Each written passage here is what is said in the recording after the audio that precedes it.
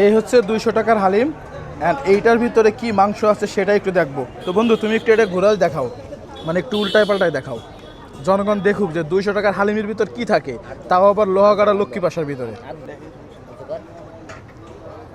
ও ভাই, তোমার উঁচু করতে কি কষ্ট হচ্ছে নাকি? এটার ওয়েট কত মনে হচ্ছে? 300 350 গ্রাম। এটা যদি 200 টাকা দেখেন ইব্রাহিম, এটা কি কাস্টমার বা আমাদের কি লস হবে নাকি? লস হবে না, অসাধারণ।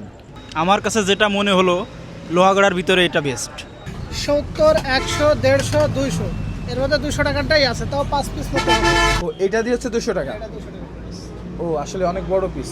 আমার এই বিজনেস এই লক্ষ্মী পাশাতে 6 বছর রানিং, হিউজ পরিমাণের হালিম সেল হয়। আমি দিতে পারি না ভাই, আমার কাছে প্রচুর চাপ হয়, অনেক কষ্ট হয়ে যায়। আপনার দোকানের নামটা কি? আমার দোকানের নাম মামা হালিম। মামা হালিম। মামাটা কি? মামা আমি, আপনি মামা? আমি তো মামা, আমি যে পৃথিবীর সেরা মামা। এই প্রচন্ড চাপের কারণে আমি ভাইকে একটা ইউনিট করে দিয়েছি জায়গায়। ও আচ্ছা, ওই ইউনিটটা সেইখানে। হ্যাঁ, এখানে। এই কারিগরটা কে?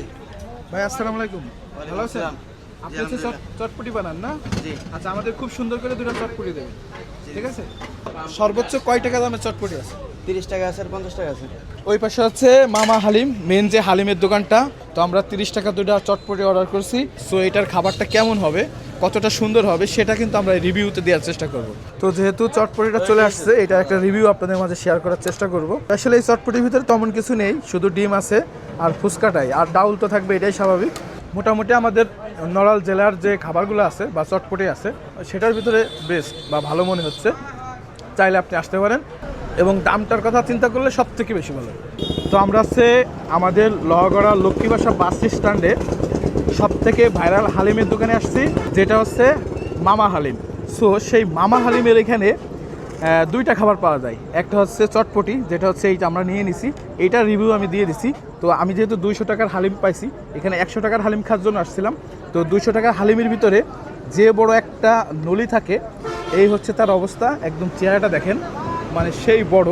মোটামুটি এটার ওজন 300 গ্রাম প্লাস হবে। তবে আর খাবারটা যেহেতু খারাপ লাগতেছে না, তাহলে অবশ্যই ভালো। নড়াইল জেলাতে এসে হালিম খেতে চান, এই মামা হালিমের দোকানে চলে আসতে পারেন, সেই স্বাদ।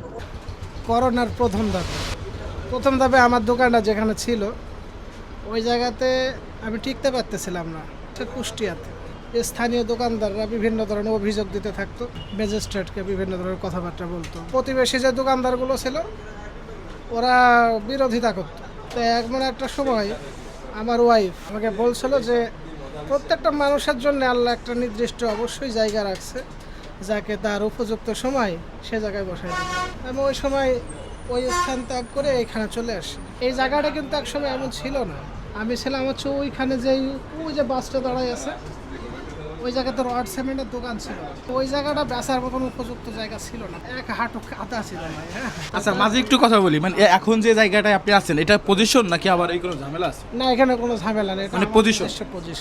ওকে, আপনার কাছে এমন কোনো ঘটনা ঘটছে যে আপনি ধরেন 500 জনের খাবার নিয়ে আসছেন, আপনার কাছ থেকে কোনো খাবার পাইনি, চলে গেছে, অনেক দূর থেকে আসছে, এরকম কোনো ঘটনা আছে? না, এমন কোনো ঘটনা নাই। মানে এটা না থাকার কারণ কি? এটা না থাকার কারণ আমার অনুমান। তে আমাকে যদি কেউ ফোন করার মাধ্যমে অর্ডার কাটে, আমি তারটা সাইড করে থুয়ে দিই।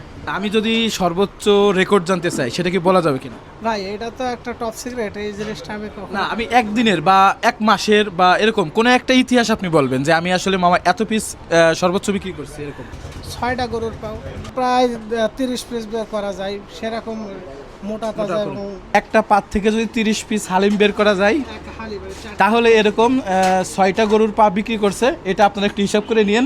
আমরা হচ্ছে মামা হালিমের মামার থেকে এই রেকর্ডগুলো নিয়ে নিলাম। তো আপনারা চাইলে এখানে আসতে পারেন, আমি অবশ্যই রিকমেন্ডেশন দিব যে এখানে খাবারটা ভালো।